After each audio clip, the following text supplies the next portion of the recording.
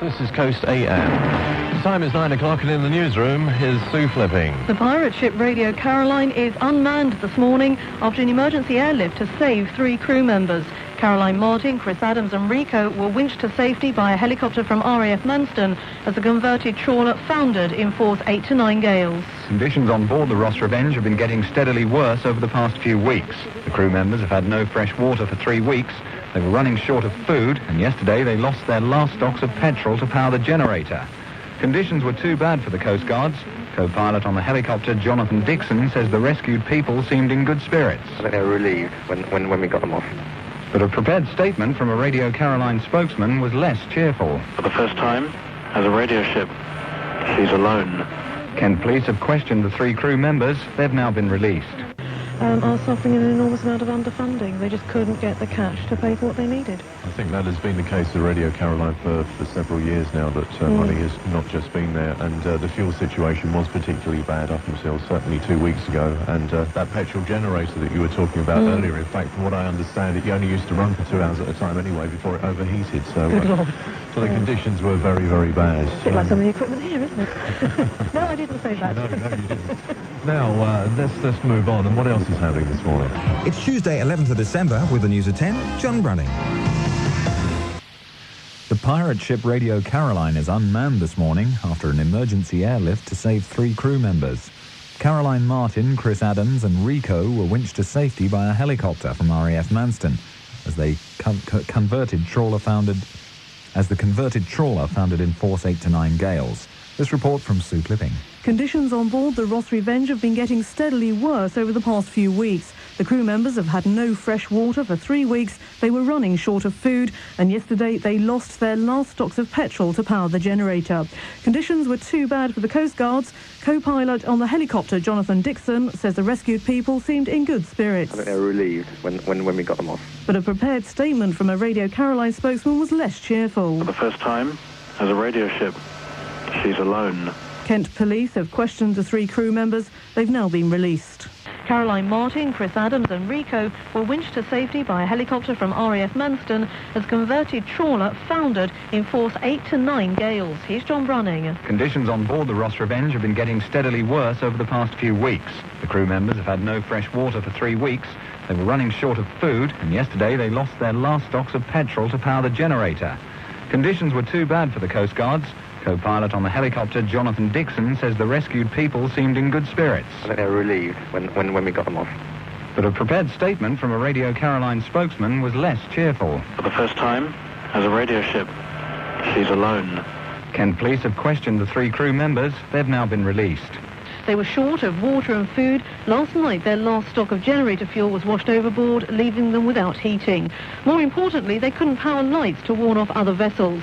It was decided to abandon the converted trawler for the first time in 8 years. The seas were too rough, even for a lifeboat.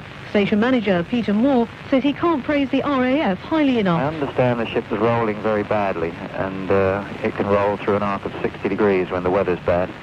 And since there is so much metal up in the sky above the ship, aerial towers and aerial wire and rigging, yes, it was a very skilled job. A salvage vessel is now on its way from Holland to make the ship safe.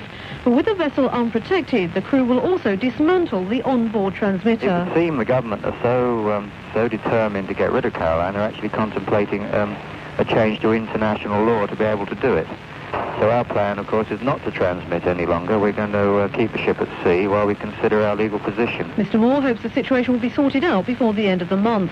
In the meantime, he says spirits among the broadcasters is still high. He's already had several volunteers wanting to go back on board. The time is now 1 o'clock. This is Andy Jones at BBC Radio Kent. The latest news headlines. A rescue boat is due to leave Ramsgate Harbour about now to try to salvage the stranded pirate radio ship Radio Caroline. As Lawrence MacDonald reports, unless power can be restored on board the converted trawler, she'll continue to be a danger to shipping off the Kent coast. The 3-man crew on board the Ross Revenge were airlifted to safety last night as the vessel was battered by severe gales. The Coast Guard were called after the generator failed, and the 2 men and a woman found themselves without light, heat or any food. A helicopter from RAF Manston brought them back to dry land just after midnight. and from there the crew were taken to Ramsgate Police Station. They were then released without charges. A spokesman for the Department of Trade and Industry said since no one's broadcast from the ship for several months, they committed no offence.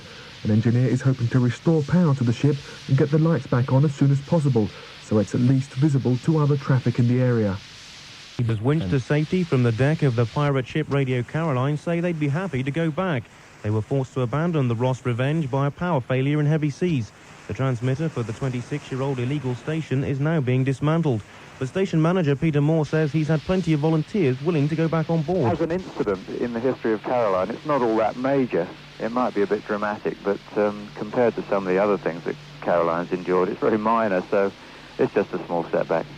The transmitter from the pirate radio ship the Ross Revenge is being dismantled. The Radio Caroline trawler, anchored 50 miles off North Foreland, is unmanned following the dramatic rescue of 3 crew members. The station's been transmitting for 26 years, but manager Peter Moore decided against a confrontation with the Department of Trade and Industry at this stage.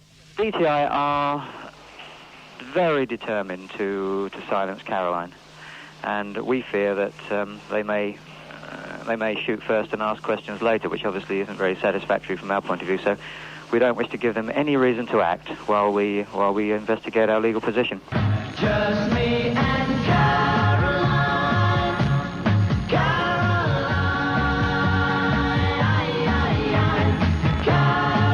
Well, another sad day in the history of the old radio station, dear old Radio Caroline. Soft spot. All broadcasters have got a soft spot for it, particularly those that worked for it. You never actually forget where it all started, and just think that we wouldn't have any of the radio setup that we have today if it wasn't for those guys out there. Not only myself, but a lot of others who've been out there as well, before me and since. Certainly the news looks bad today, but you can't count them out. People are saying it's the end. They have a lot of fighting spirit, the people behind that organisation. And who's to say they won't be back? Give them a licence, bring them on shore, come on. Wouldn't do a lot of harm, would it?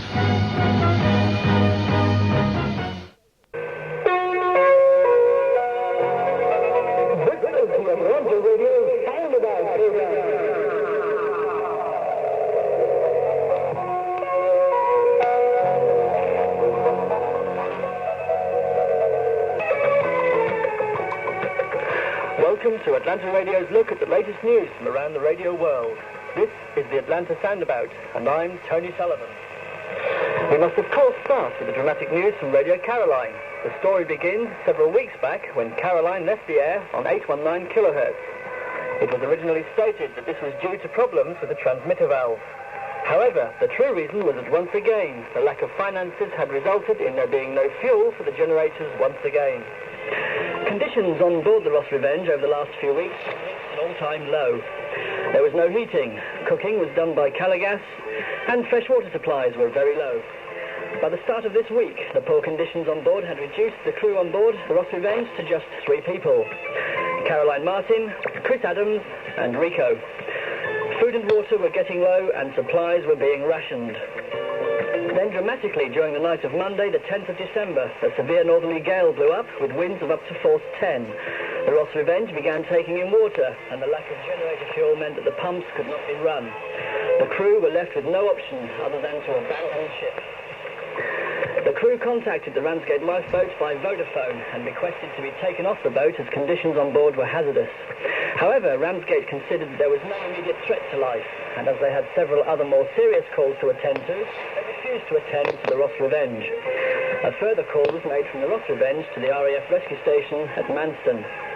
It is believed that around this time, the DTI came alongside the Ross Revenge and shone its searchlight at the boat. At that time, the Ross Revenge was showing no light, and the only illumination seen came from a dim torch held by one of the crew on the bridge.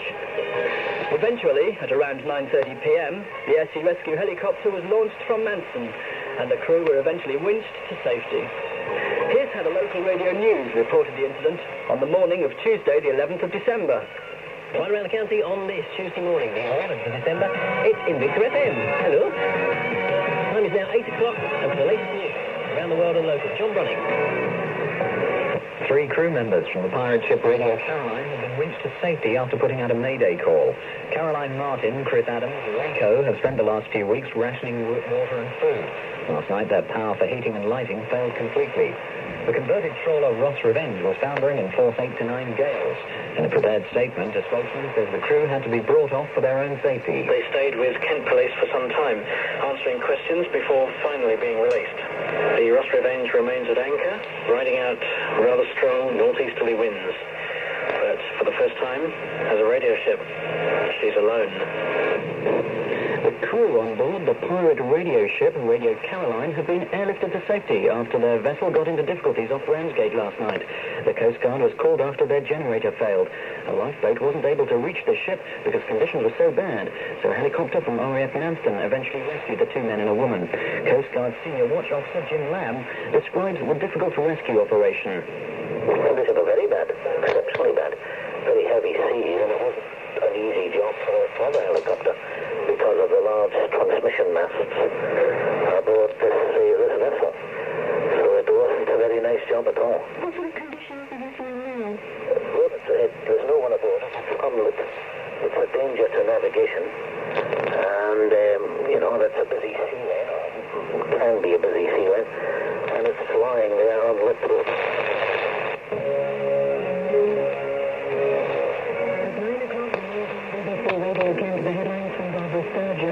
The airlift of British hostages out of Iraq is continuing. Another 400 leave Baghdad today. A pirate radio ship abandoned off Ramsgate is a danger to shipping. Dover Coast Guard say the Radio Caroline ship, which was abandoned last night when it got into difficulties, is now a danger to shipping in the Channel. The 2 men and 1 woman crew were airlifted to safety after the generator failed in rough seas off Ramsgate. Coast Guard Senior Watch Officer Jim Lamb said it's unlit, not anchored properly, and is a serious hazard. This is Victor FM. It's 9 o'clock for the latest news now. John Brunning. The pirate ship Radio Caroline is unmanned this morning after an emergency airlift to save 3 crew members. Caroline Martin, Chris Adams and Rico were winched to safety by a helicopter from RAF Manston as the converted trawler foundered in force 8 to 9 gales. Some flipping reports. Conditions on board the Ross Revenge have been getting steadily worse over the past few weeks. The crew members have had no fresh water for 3 weeks. They were running short of food, and yesterday they lost their last stocks of petrol to power the generator. Conditions were too bad for the Coast Guard. Co-pilot on the helicopter, Jonathan Dixon, says the rescued people seemed in good spirits. They were relieved when we got them off. But a prepared statement from the Radio Caroline spokesman was less cheerful. For the first time, as a radio ship, she's alone. Kent Police have questioned the 3 crew members. They've now been released.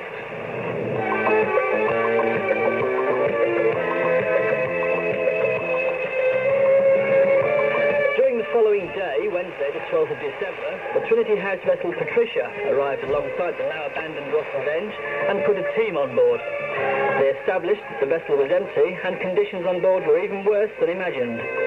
There was no fresh water, sanitation was non-existent, and the fuel level was insufficient to generate any power whatsoever.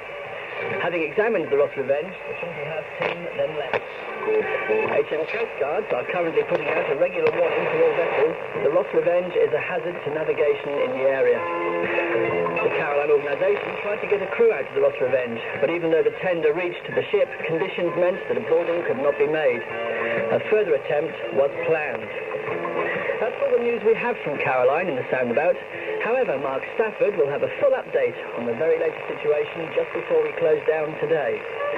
Whatever happens in the next few days, it is certain that the new broadcasting will mean serious problems for Caroline. Indeed, prior to the problems of the last few days, the station was in a sorry state, and even the most committed supporters were accepting that the future for Radio Caroline as an offshore station looks bleak.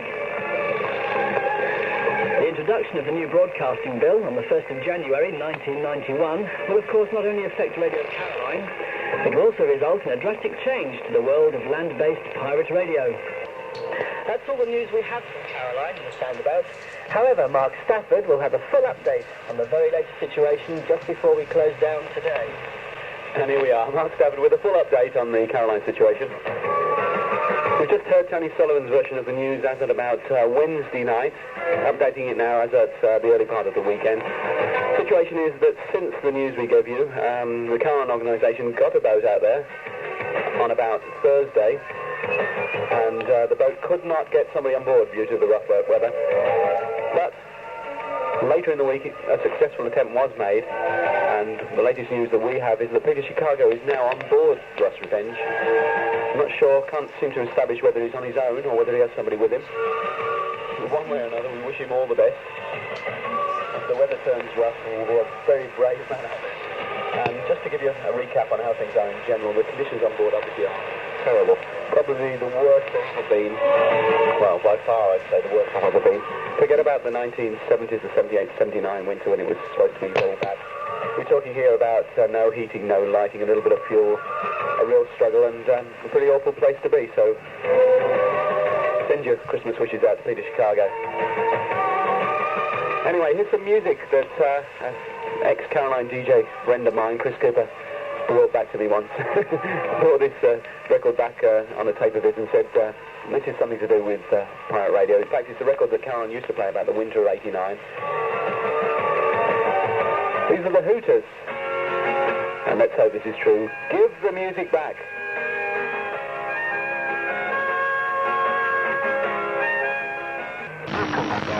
In its present state, without the protection of a foreign country, then obviously they will find themselves in all sorts of trouble. Yeah.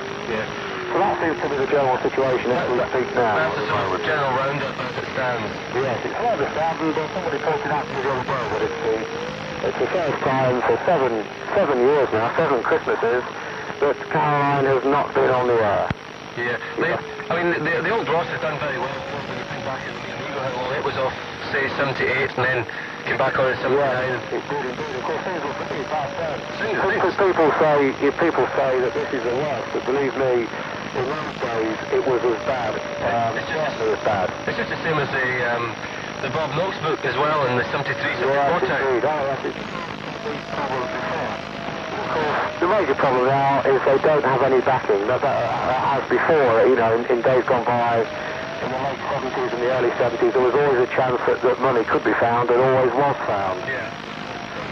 Now, I don't think, you know, the problem is it's money is not around anymore. That is the problem.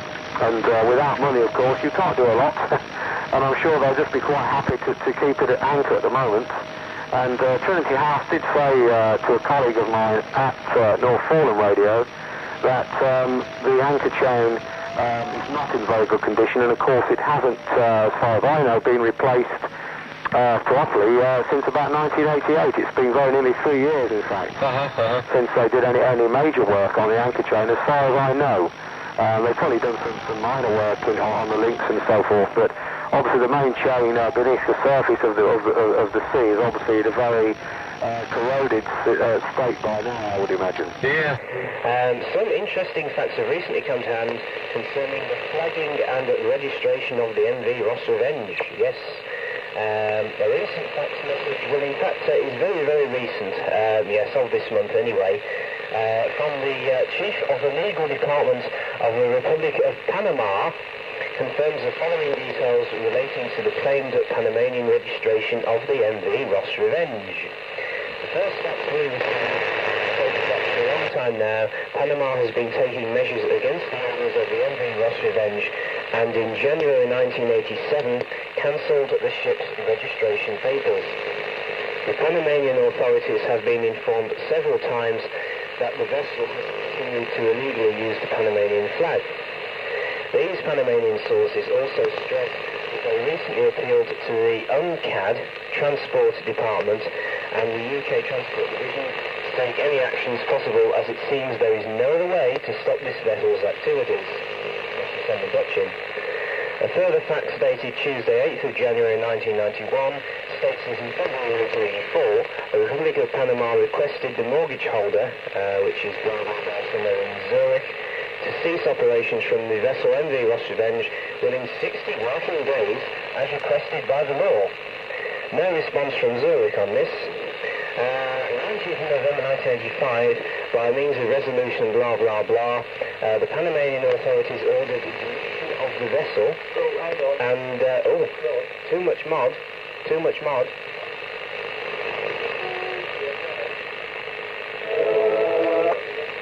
Deletion of the vessel, and I've lost my place, yes, and instructed the Panamanian consul in London to to do so and proceed with the dismantling of the radio station. Ah, yes, this is where it gets interesting.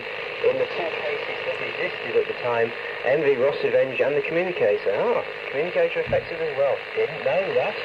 The consul informed the Panamanian authorities that the Admiralty Marshal of the Royal Court of Justice had advised them not to execute the order because the communicator was in the process of a judicial sale, and that most probably the same situation might exist for the Ross Revenge. Very complicated. Another resolution, 12th January 87, the Panamanian authorities ordered the cancellation of the registration of the Ross Revenge. So there you are. So that means, basically, that, well, if a ship's not registered, right, and it's on the high seas, then you can, quite legally, under maritime law, board it and take whatever you want, and in fact take the vessel as well. That's the way it is. If it's not registered, it's not protected. The legal representatives did not acknowledge the notification, and the Panamanian authorities proceeded to notify this cancellation by means of public edict. Oh, shall we carry on? Why not? On the 1st of August 1990, the Panamanian authorities asked their consul in London to confirm deletion of this vessel in relation to inquiries made by Mr. and Mrs. A.J. Raymond from Shrewsbury. How are they relevant? Station manager quite puzzled on this one. Yes, we suddenly have some exciting new elements in this very long monologue. Mr. and Mrs. A.J. Raymond from Shrewsbury, good afternoon to you. Anything else that's interesting? Well, basically, what we're saying is it wasn't registered when the Dutch incident happened, and so therefore there's not really a case, as far as I can tell, that can be presented against the Dutch, other than maybe that they were a bit heavy-handed with certain members of staff on board at the time. I think they were a bit heavy-handed. That is about it. You know, the Dutch were quite within their rights to board the ship and do whatever they wanted at the time because it wasn't registered in Panama. So to summarise, yes, we're nearly at the end. The MV Ross Revenge did not have a flag at the time of the raid. It was not registered in Panama or anywhere else. It does not have a flag now. In fact, it doesn't even have a radio station now. In fact, I think it's been left empty, was the last thing I heard. So it's not registered now. It's just basically a hulk about 15 miles off the southeast coast of England, I believe it is anyway. Does the DTI know this information? Yes. So if you're a DTI officer, which you may well be, one or two of you may be listening, and you want your own ship to sail around the world, well, you know where it is.